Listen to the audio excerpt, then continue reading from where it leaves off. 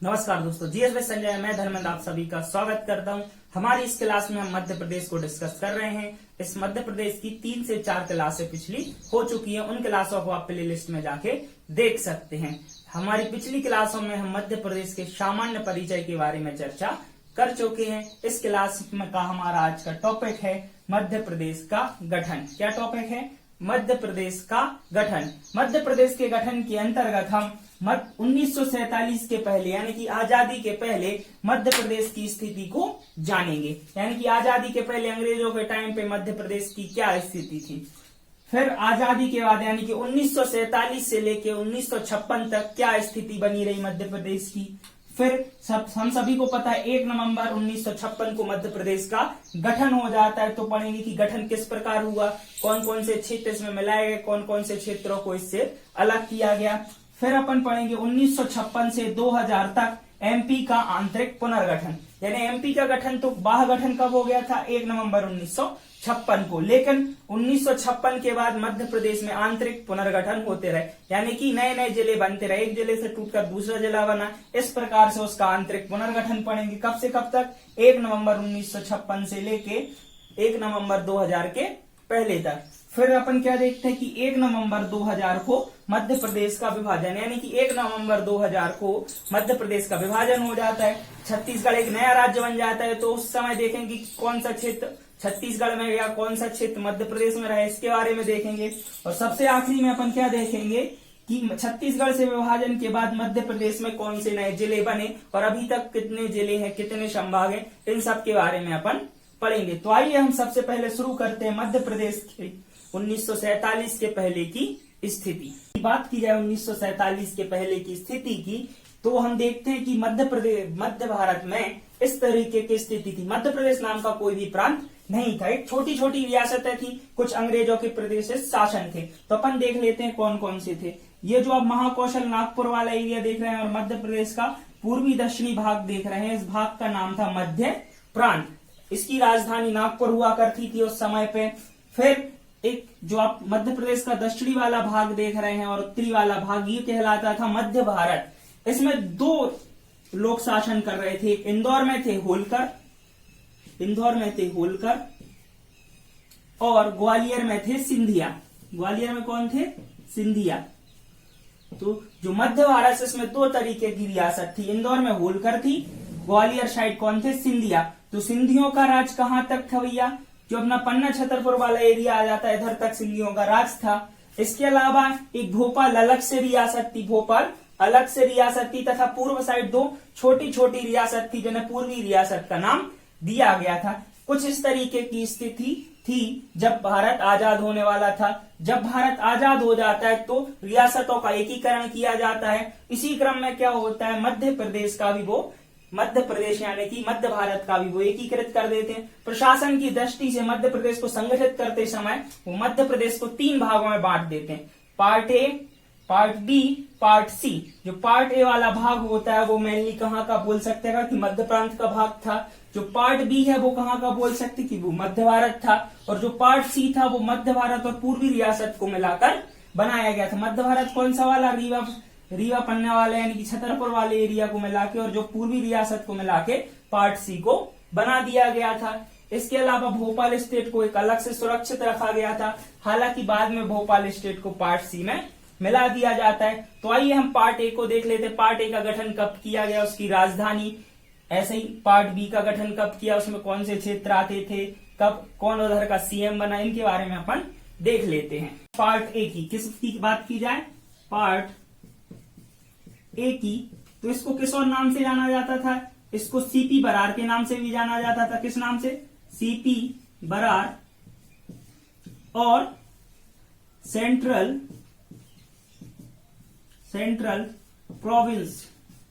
Province के नाम से भी पार्ट ए को जाना जाता था। जो पार्ट ए का गठन किया गया था, पार्ट ए का गठन यानी कि पार्ट ए इसको बनाया गया था। कब बनाया गया था भैया? पार्ट ए का जो गठन किया गया था वो 1950 में किया गया था। कब किया गया था? 1950 में किया गया था। और जो इधर की राजधानी बनाई गई थी, कैपिटल थी जो इधर की, वो क्या थी? नागपुर। राजधानी क्या थी? नागपुर। 1950 में इसका गठन कर दिया जाता है। कैपिटल होती है इधर की नागपुर, और जो इधर के पहले सीएम बनते हैं, पहले सीएम रहते हैं, वो कौन होते हैं? पंडित रविशंकर शुक्ल। पंडित रविशंकर शुक्ल। जब भारत आजाद हो जाता है तो 3 पार्ट का निर्माण कर देता है मध्य भारत में, यानी कि 3 प्रदेशों को मेनली बना देता है, part A, part B, part C, और भोपाल स्टेट अलग होता है। तो उसमें से हम पार्ट ए को देख रहे हैं, तो पार्ट ए, इसको सीपी बरार भी बोला जाता था, इसको सेंट्रल प्रोविंस भी बोला जाता था। इसका गठन कब किया गया था? 1950 में किया गया था। इसकी राजधानी नागपुर थी, और जो इधर के पहले सीएम बने थे वो कौन थे? पंडित रविशंकर शुक्ल। जो पार्ट ए है वो मध्य प्रदेश का, यानी कि उस समय पे सबसे बड़ा प्रदेश था। भारत का भी सबसे बड़ा प्रदेश कौन सा था? Part A. अब आइए अपन देख लेते हैं पार्ट बी को।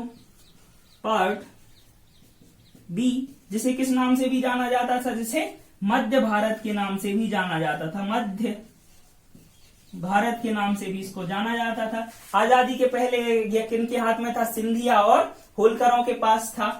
तो आजादी के बाद इसको पार्ट भी कर दिया जाता है, और इसका गठन कब किया जाता है? इसका गठन किया जाता है 1948 को। 1948 को इसे पार्ट भी बना दिया जाता है। और इसकी जो राजधानी होती है, इसकी 2 राजधानी होती है मेनली। पहली होती है ग्वालियर, और दूसरी राजधानी होती है इंदौर और ग्वालियर। जो पार्ट बी है इसकी 2 राजधानियां थी, इंदौर और ग्वालियर। जो ग्वालियर थी वो 6.5 महीने के लिए होती थी, 6.5 महीने के लिए ग्वालियर होती थी, और 5.5 महीने के लिए इंदौर होती थी। तो पार्ट बी, जिसको मध्य भारत भी बोलते थे, इसका गठन 1948 में किया गया। इसकी राजधानी 6.5 महीने के लिए ग्वालियर, 5.5 महीने के लिए इंदौर होती थी। और जो इधर की पहले सीएम बने थे वो कौन बने थे? लीलाधर सेठ। कौन बना था? लीलाधर सेठ इधर के पहले सीएम बने थे। कहाँ के? पार्ट बी के, यानी कि मध्य भारत के। आइए अब आगे अपन देख लेते हैं पार्ट सी। पार्ट सी, जिसको काय से अलग करके बनाया गया था? हमने बताया था आपको, जो पार्ट सी है उसको, जो मध्य भारत था उसका छतरपुर वाला एरिया और उधर पे एक रियासत थी, पूर्वी रियासत को मिलाकर बनाया गया था पार्ट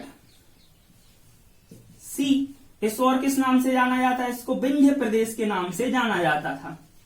विंध्य प्रदेश के नाम से भी इसको जाना जाता था, क्योंकि इधर पे विंध्याचल श्रेणी के आसपास वाला एरिया था, इस कारण से इसको विंध्य प्रदेश के नाम से जाना जाता था। जो पार्ट सी का गठन किया गया वो कब किया गया? जो पार्ट सी का गठन किया गया वो किया गया 1948 को।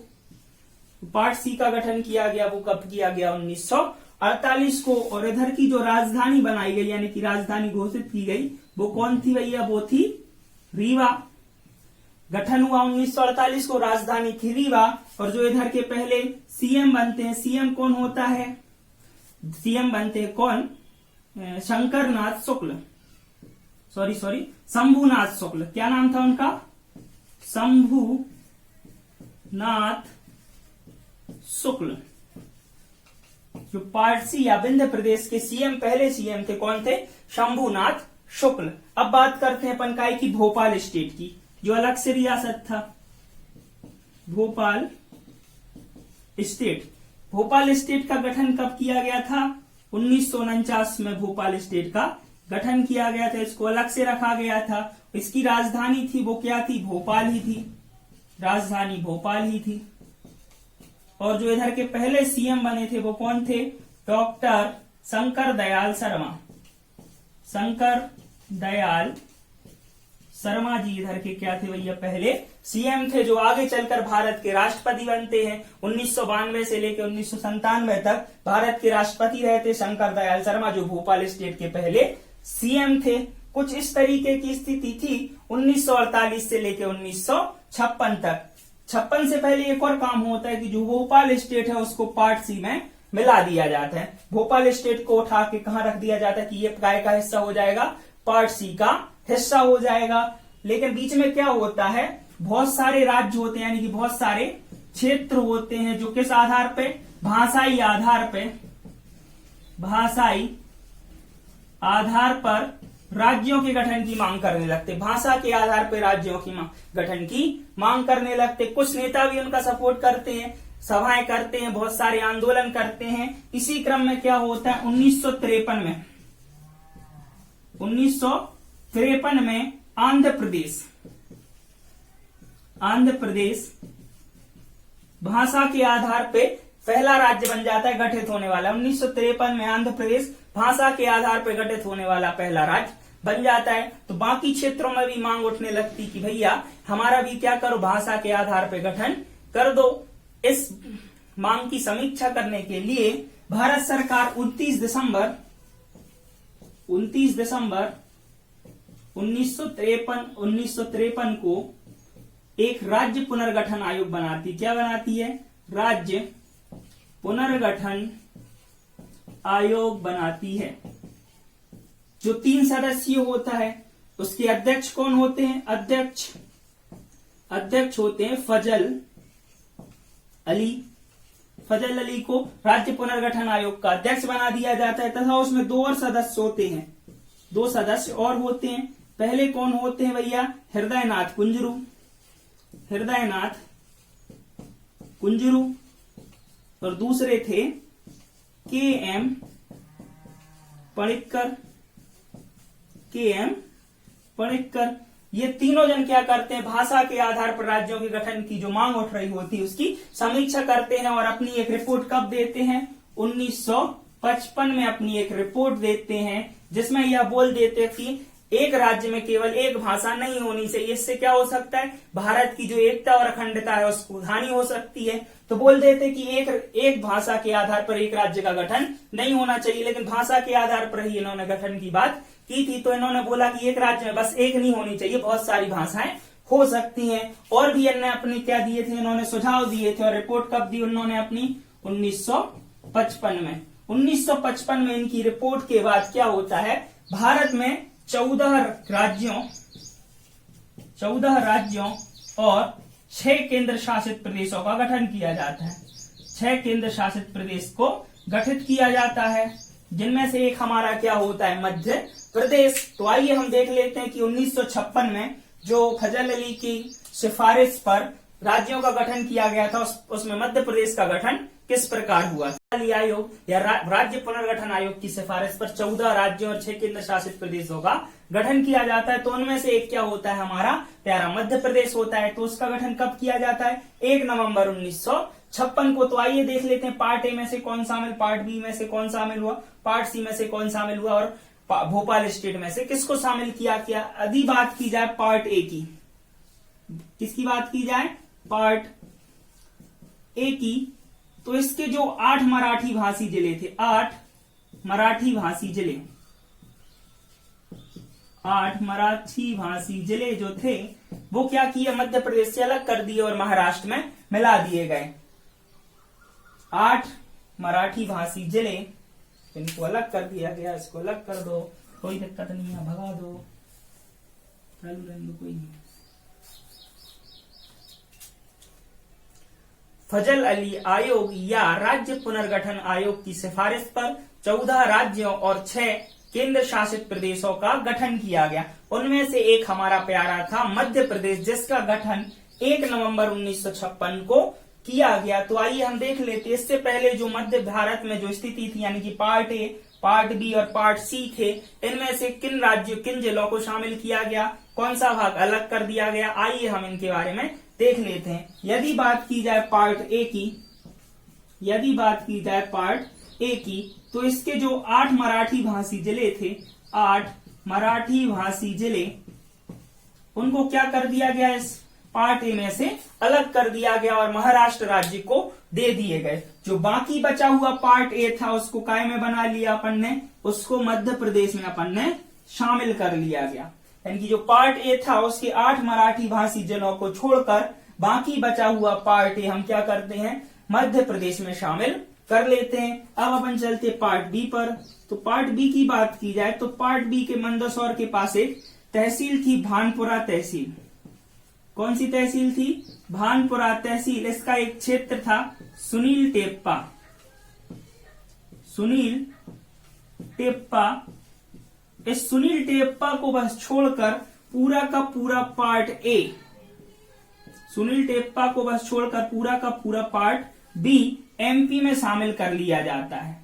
यानी कि पार्ट बी से हमने क्या छोड़ा, भानपुरा तहसील का सुनील टेप्पा को छोड़ा और बाकी बचा हुआ पार्ट भी पूरा अपन ने शामिल कर लिया। पार्ट सी की बात की जाए, पार्ट सी की बात की जाए तो पार्ट सी पूरा का पूरा हम क्या कर लेते, मध्य प्रदेश में मिला लेते हैं। ऐसे ही अपन क्या करते, जो भोपाल स्टेट था, भोपाल स्टेट, उसको भी पूरा का पूरा एमपी में मिला लेते हैं। एक और बात होती, जो राजस्थान था उस समय, राजस्थान का एक कोटा था, कोटा के अंतर्गत आने वाली एक सिरौंज तहसील थी, राजस्थान के कोटा के अंतर्गत आने वाली एक सिरौंज तहसील थी, उसको हम मध्य प्रदेश में मिला लेते हैं और वो किसके अंतर्गत आ जाता है, विदिशा में शामिल कर लेते हैं। यानी कि विदिशा एक जिला था मध्य प्रदेश का, उसके अंतर्गत सिरौंज को अपन शामिल कर लेते हैं, जो कोटा के अंतर्गत पहले आता था। कोटा कहाँ पे, राजस्थान में। तो इस तरीके से क्या होता है, part A, part B, part C को मिलाकर मध्य प्रदेश का गठन किया जाता है। पार्ट ए के 8 मराठी भाषी जिले छोड़ दिए जाते हैं, पार्ट बी का भानपुरा तहसील का सुनील टेप्पा छोड़ दिया जाता है, पार्ट सी पूरा शामिल कर लिया जाता है, भोपाल स्टेट भी पूरा शामिल कर लिया जाता है, राजस्थान कोटा की सिरौंज तहसील को विदिशा जिले के अंतर्गत शामिल कर लिया जाता है। तो आइए हम देख लेते हैं कि मैप में क्या स्थिति बनती। ये था 1948 से लेकर 1956 तक। अब 1 नवंबर 1956 को मैप में क्या स्थिति बनती है। के बाद मध्य प्रदेश का मैप कुछ इस तरीके से दिखता था। मध्य प्रदेश के 7 पड़ोसी राज्य हुआ करते थे। बात की जाए पश्चिम उत्तर में तो इधर पे राजस्थान,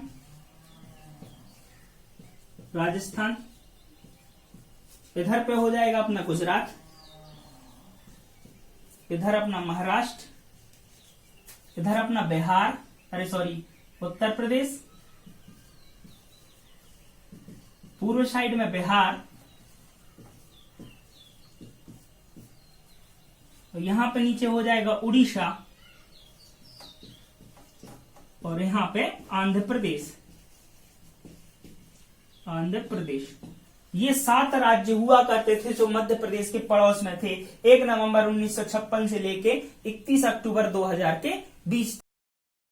7 राज्यों से क्या करती थी, इसकी सीमा लगती थी। जब मध्य प्रदेश का गठन 1 नवंबर 1956 को किया गया तो 43 जिले थे, उसमें 43 जिले थे प्लस 9 संभाग थे।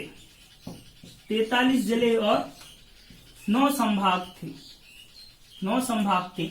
1956 के बाद क्या होता है, मध्य प्रदेश में आंतरिक पुनर्गठन चलता रहता है, जिससे जिलों का गठन होता रहता है। उसी क्रम में क्या होता है, 26 नवंबर 1972 को 2 जिले बना दिए जाते हैं। 26 नवंबर 1972 को 2 जिले बना दिए जाते हैं, जिनमें से कौन कौन से होते हैं, पहला होता है भोपाल और दूसरा होता है क्या अपना राजनांदगांव।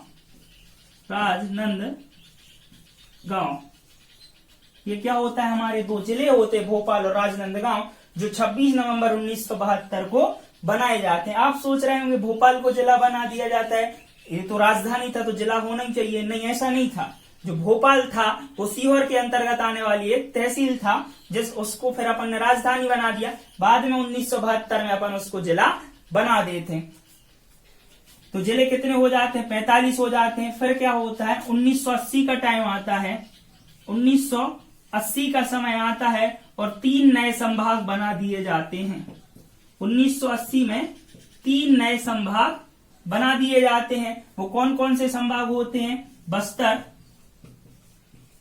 चंबल और होशंगाबाद। बस्तर, चंबल और होशंगाबाद, ये 3 संभाग 1980 तक बना दिए जाते हैं। इसके बाद क्या होता है, मध्य प्रदेश के बाकी क्षेत्रों में भी जिले बनाने की स्थिति बनाती, यानी कि मांग उठ जाती है कि हमारे क्षेत्र को भी जिला बनाओ, हमारे क्षेत्र को भी जिला बनाओ। तो 1983 में मध्य प्रदेश में एक जिला पुनर्गठन आयोग बनाया जाता है।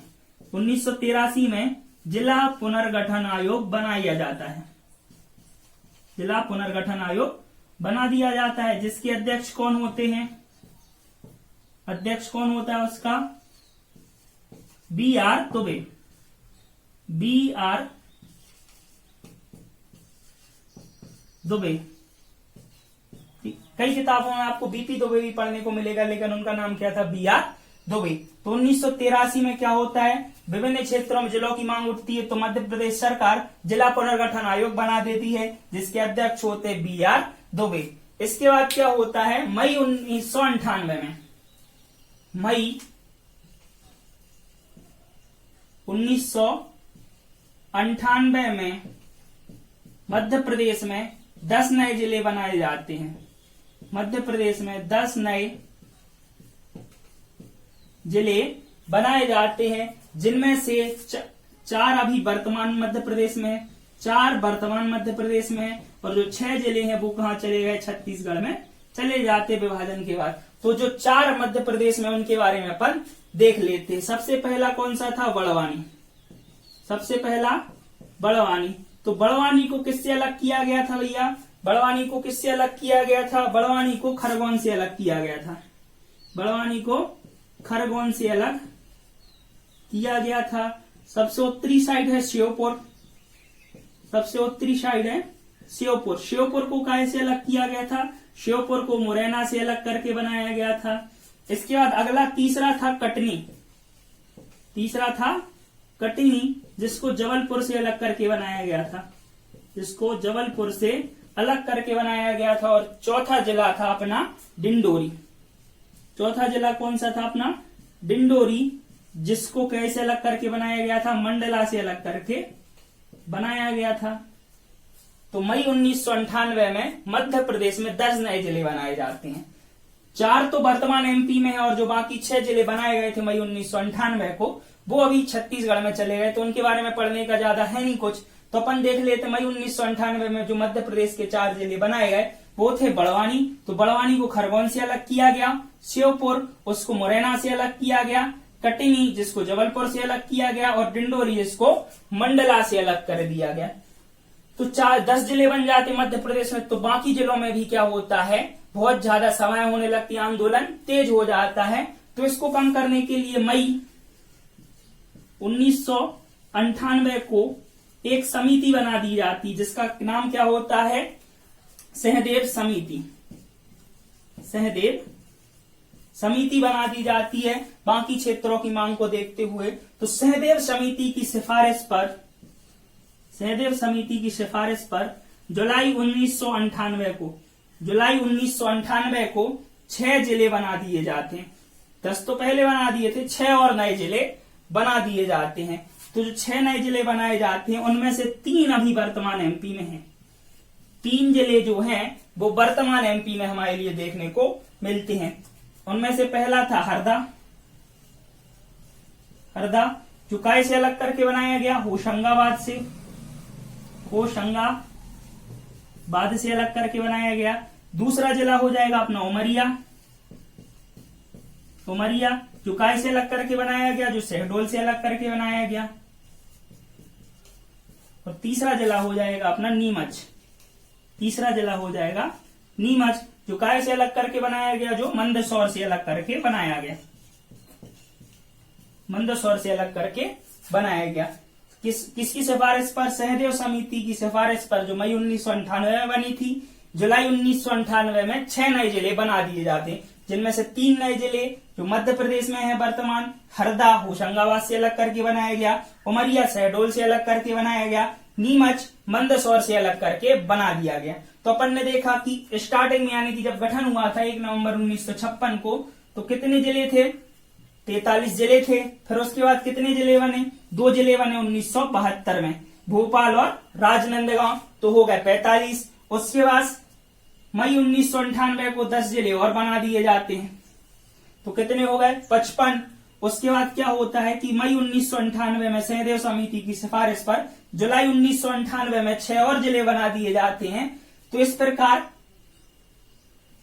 जुलाई 1998 तक 61 जिले हो जाते हैं मध्य प्रदेश में। 61 जिले हो जाते हैं और 12 संभाग हो जाते हैं। क्यों? क्योंकि 9 संभाग तो पहले ही से थे। 1980 तक 3 संभाग और बना दिए जाते, चंबल, बस्तर और होशंगाबाद। हालांकि होशंगाबाद 72-73 में बन गया था, लेकिन मेनली अपन उसको कब देख लेते कि 80 के समथिंग तीनों बन गए थे। तो 3 और संभाग तो कितने, 12 संभाग हो गए, 61 जिले हो गए जुलाई 1998 तक। इसके बाद राजनीतिक स्थिति पर परिवर्तन होता है और एक और नया राज्य बनाने की सिफारिश चलने लगती है। तो मध्य प्रदेश का 1 नवंबर 2000 को विभाजन कर दिया जाता है। 1 नवंबर 2000 को विभाजन कर दिया जाता है। तो आइए हम देख लेते विभाजन के बाद मध्य प्रदेश में कौन से जिले रह जाते, कौन कौन से संभाग रह जाते हैं। तो आइए हम आगे चल के उसको देख लेते हैं। जब 1 नवंबर 2000 को मध्य प्रदेश का विभाजन किया जाता है तो एक नया राज्य बनाया जाता है छत्तीसगढ़। मध्य प्रदेश से अलग करके एक नया राज्य बना दिया जाता है छत्तीसगढ़। जिस संविधान संशोधन के तहत ये नया राज्य बनता है वो कौन सा होता है, 84वां संविधान संशोधन होता है। और छत्तीसगढ़ देश का 26वां राज्य होता है। इस 84वें संविधान संशोधन के तहत 2 और नए राज्य बनाए गए थे। कौन कौन से, उत्तराखंड यूपी से अलग करके और झारखंड बिहार से अलग करके। तो 84वां संविधान संशोधन होता है कब, सन 2000 में। और 3 नए राज्य बनाए जाते हैं, छत्तीसगढ़, झारखंड और उत्तराखंड। इसी क्रम में क्या होता है, मध्य प्रदेश का क्या हो जाता है, विभाजन हो जाता है। तो मध्य प्रदेश के विभाजन के बाद मैप में कुछ इस तरीके की स्थिति हमारे लिए देखने को मिलती है। ये हमारा क्या हो जाता है, मध्य प्रदेश का मैप बन जाता है। और ये हो जाता है हमारा छत्तीसगढ़, ये हमारा एमपी और ये हो गया हमारा छत्तीसगढ़। तो हमने देखा मध्य प्रदेश के विभाजन के पहले मध्य प्रदेश में 61 जिले हुआ करते थे, 61 जिले हुआ करते थे और 12 संभाग हुआ करते थे, 12 संभाग हुआ करते थे। और हम क्षेत्रफल की दृष्टि से सबसे बड़े प्रदेश थे। 61 जिलों में से जब छत्तीसगढ़ का विभाजन होता है तो अपन क्या करते हैं, इनको कितने जिले दे देते हैं, 16 जिले छत्तीसगढ़ को दे देते हैं और 3 संभाग दे देते हैं। 3 संभाग चले जाते हैं, यानी कि अपन उनको दे देते हैं। 61 जिलों में से 16 जिले छत्तीसगढ़ में चले जाते हैं, 12 संभाग में से 3 संभाग छत्तीसगढ़ में चले जाते हैं। तो अब जो विभाजन के बाद मध्य प्रदेश में बचता है, तो मध्य प्रदेश में 45 जिले बचते हैं। कितने जिले बचते हैं, 45 जिले बचते हैं और 9 संभाग बचते हैं। 45 जिले और 9 संभाग बचते हैं। इसके बाद क्या होता है, मध्य प्रदेश के विभाजन के बाद 1 नवंबर 2000 के बाद मध्य प्रदेश में आंतरिक पुनर्गठन फिर से चालू हो जाता है। आंतरिक पुनर्गठन पुनः प्रारंभ हो जाता है। आंतरिक पुनर्गठन के अंतर्गत 2003 में 3 नए जिले बना दिए जाते हैं। आंतरिक पुनर्गठन के अंतर्गत 2003 में 3 नए जिले बना दिए जाते हैं। वो कौन कौन से होते हैं, आइए हम उनको देख लेते हैं। पहला होता है अशोकनगर, जो काय से अलग करके बना दिया जाता है, जो गुना से अलग करके बना दिया जाता है। अशोकनगर गुना से अलग करके बना दिया जाता है। दूसरा होता है अनूपपुर, जो काय से अलग करके बना दिया जाता है, जो शहडोल से अलग करके बना दिया जाता है। शहडोल से अलग करके बना दिया जाता है। फिर उसके बाद तीसरा जिला जो होता है, जो बनाया जाता है, वो होता है बुरहानपुर। ये काय से अलग करके बना दिया जाता है, ये खंडवा से अलग करके बना दिया जाता है। मध्य प्रदेश के विभाजन के बाद मध्य प्रदेश में आंतरिक पुनर्गठन फिर से चालू हो जाता है और सन 2003 में 3 नए जिले बनाए जाते हैं। अशोकनगर गुना से अलग करके, अनूपपुर शहडोल से अलग करके, बुरहानपुर खंडवा से अलग करके। इसके बाद क्या होता है, 17 मई 2008 को 17 मई 2008 को एक नया जिला बनाया जाता है, जो कौन सा होता है, अलीराजपुर। ये किससे अलग होकर बना दिया जाता है, झाबुआ से अलग करके अलीराजपुर को बना दिया जाता है। फिर 24 मई 2008 को सिंगरौली बना दिया जाता है। सिंगरौली, एक नया जिला सिंगरौली बना दिया जाता है, जो काय से अलग कर दिया जाता है, सीधी से अलग करके सिंगरौली को बना दिया जाता है। कि मई 2008 में 2 नए जिले बनाए जाते हैं। कौन कौन से? 17 मई को अलीराजपुर, 24 मई को सिंगरौली। एक और बात होती है, जो 14 जून 2008, 14 जून 2008 को क्या होता है, एक नया संभाग बनाया जाता है। एक नया संभाग शहडोल बना दिया जाता है। शहडोल बना दिया गया। मई 2008 में क्या हुआ, 2 नए जिले अलीराजपुर और सिंगरौली बना दिया। जून 2008 में एक नया संभाग बना दिया जाता है, शहडोल। तो शहडोल संभाग बनने तक 10 संभाग हो जाते हैं। विभाजन के बाद 9 बचते हैं। 10वां कब बनाया जाता है? 14 जून 2008 को। जिले कितने थे विभाजन के बाद? 45। तो 2003 में अपन ने 3 जिले बनाए, अशोकनगर गुना से अलग करके, अनूपपुर शहडोल से अलग करके, बुरहानपुर खंडवा से अलग करके। तो 45 और 3 48। और मई 2008 में अपन ने 2 और जिले बनाए, तो 48 और 2 50। इसके बाद अपन क्या करते हैं, 16 अगस्त 2013 को 16 अगस्त 2013 को एक नया जिला बनाया जाता है। एक नया जिला बनाया जाता है, जिसका नाम क्या होता है? आगर मालवा। आगर मालवा, जो काय से अलग करके बनाया था अपन ने? शाजापुर से। शाजापुर से 16 अगस्त 2013 में एक नया जिला बनाया जाता है, आगर मालवा। यह प्रदेश का 51वां जिला होता है। यह प्रदेश का 51वां जिला होता है। इसके बाद एक और नया जिला बनाया जाता है। कब बनाया जाता है? 1 अक्टूबर 2018 को। 1 अक्टूबर 2018 को एक और नया जिला बनाया जाता है, और वो नाम क्या है? निमाड़ी। 1 अक्टूबर 2018 को एक नया जिला बनाया जाता है, निमाड़ी, जो प्रदेश का 52वां जिला होता है। जो प्रदेश का 52वां जिला होता है। और काय से अलग किया जाता है? टीकमगढ़ से अलग करके प्रदेश का 52वां जिला निमाड़ी 1 अक्टूबर 2018 को बना दिया जाए। तो इस प्रकार हम देखें कि वर्तमान मध्य प्रदेश में कितने जिले हो गए? 17 मई 1908 और 24 मई 2008 के बाद 50 जिले हो जाते हैं। 51वां जिला आगरमालवा होता है, 52वां जिला निमाड़ी होता है। तो अभी मध्य प्रदेश में वर्तमान कितने जिले हैं? 52 जिले। और संभाग कितने हैं? 9 तो ही कब? विभाजन के बाद। 10वां संभाग कब बना? 14 जून 2008 के बाद। तो 52 जिले हैं और 10 संभाग हैं। 52 जिले और 10 संभाग है वर्तमान एमपी में। अभी आपने सुना होगा कि कमलनाथ सरकार ने, जो पिछले सरकार थी इससे पहले, उसने 3 नए जिले बनाने की घोषणा की थी, मैहर, नागदा वगैरह। तो अभी इनको ऑफिशियल मंजूरी नहीं मिली है। तो अपन तो पढ़ेंगे कि अभी मध्य प्रदेश में कितने जिले हैं। मध्य प्रदेश में 52 जिले हैं और 10 संभाग हैं। मध्य प्रदेश के 52 जिले और 10 संभाग को हम मैप में दिखा चुके हैं। तो एक गलती भी हो गई थी उसमें, कि जो पन्ना था और छतरपुर वो आपस में चेंज हो गए थे। जहां हमें पन्ना लिखना था उधर छतरपुर हो गया, जहां छतरपुर था उधर पन्ना हो गया। तो उसको आप जाके सुधार लीजिएगा। तो इस प्रकार हमने देख लिया मध्य प्रदेश का गठन और मध्य प्रदेश का विभाजन। आइए अब हम इसका एक बार रिवीजन कर लेते हैं। आज हमने मध्य प्रदेश के गठन और पुनर्गठन के बारे में पढ़ा। आइए अब हम उसके बारे में एक बार रिवीजन कर लेते हैं कि आज की क्लास में हमने क्या देखा, क्या पढ़ा, क्या डिस्कस किया। तो 1947 के पहले की बात की जाए, यानी कि आजादी के पहले की बात की जाए, तो मध्य प्रदेश नाम का कोई भी प्रदेश देश में नहीं था। लेकिन उसके मध्य वाले यानी कि मध्य के क्षेत्र की स्थिति की बात की जाए तो उधर पर इस तरीके की स्थिति थी।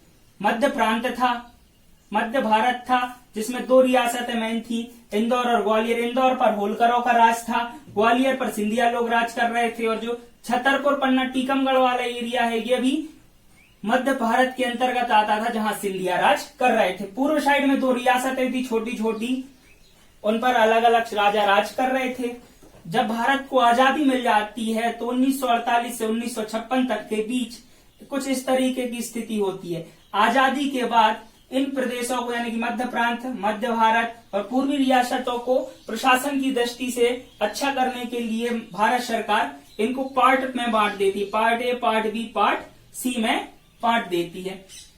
यह व्यवस्था कब से कब तक चल रही होती है? 1948 से 1956 तक चलती रहती है। 1 नवंबर 1956 को नए राज्य बनाए जाते हैं। नए राज्य बनाए जाते हैं किसकी सिफारिश पर?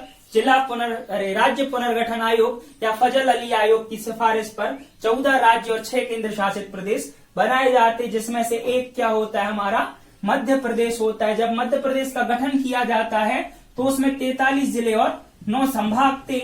उसकी सीमा 7 राज्यों से लगती थी और क्षेत्रफल की दृष्टि से सबसे बड़ा राज्य था। यदि बात की जाए कि पार्ट ए में से क्या शामिल किया गया, तो पार्ट ए के 8 मराठी भाषी जिले थे।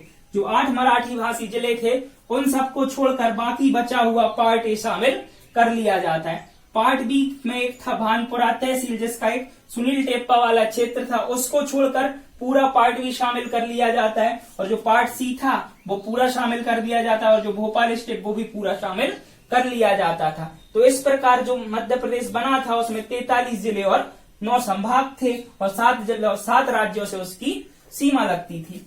फिर इसके बाद मध्य प्रदेश का बाह्य गठन तो हो जाता है, लेकिन उसके आंतरिक पुनर्गठन चलता रहता है। आंतरिक पुनर्गठन के अंतर्गत 26 नवंबर 1972 को 2 नए जिले बनाए जाते हैं, भोपाल और राजनांदगांव।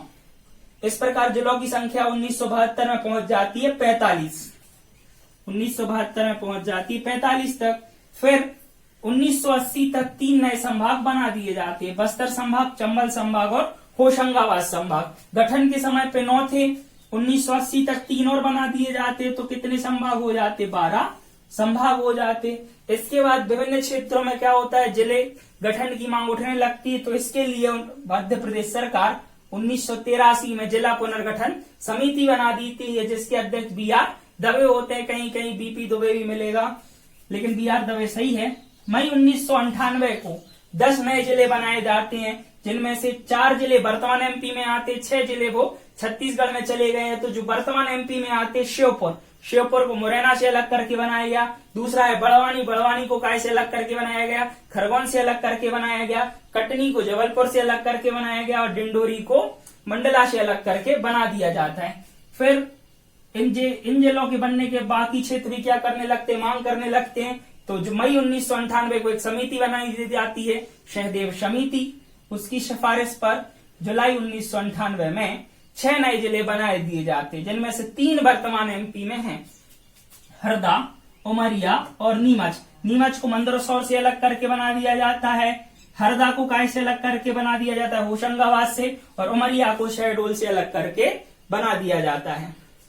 इसके बाद 1 नवंबर 2000 को मध्य प्रदेश का पुनर्गठन कर दिया जाता है। 84वां संविधान संशोधन होता है। 3 नए राज्य बन जाते हैं, छत्तीसगढ़, उत्तराखंड और झारखंड। जो छत्तीसगढ़ बनता है वो मध्य प्रदेश को विभाजित करके बनता है। तो उस समय पे 1 नवंबर 2000 के पहले मध्य प्रदेश में 61 जिले थे और 12 संभाग थे। तो 61 जिलों में से 16 जिले छत्तीसगढ़ को दे देते हैं तथा 3 संभाग भी छत्तीसगढ़ में चले जाते हैं। तो पुनर्गठन के बाद मध्य प्रदेश में 45 जिले और 9 संभाग रह जाते हैं। फिर उसके बाद फिर से मध्य प्रदेश में आंतरिक पुनर्गठन चालू हो जाता है। 2003 में 3 नए जिले और बनाए जाते हैं, अशोकनगर, अनूपपुर और बुरहानपुर। फिर आगे 17 मई 2008 को अलीराजपुर नया जिला बनाया जाता है। 24 मई 2008 को सिंगरौली एक और नया जिला बना दिया जाता है। फिर 14 जून 2008 को एक नया संभाग बना दिया जाता है, इसको शहडोल संभाग। 14 जून 2008 तक कितने जिले हो जाते हैं मध्य प्रदेश में? 45 बचे थे। 2003 में 3 बने तो 48। 17 मई को 1 और 24 मई को 1, तो कितने जिले हो गए? 50 जिले। और 9 संभाग थे। 10वां संभाग कब बन गया? 14 जून 2008 को। तो 10 संभाग 2008 तक। फिर अपन आते हैं कब? 16 अगस्त 2013 में।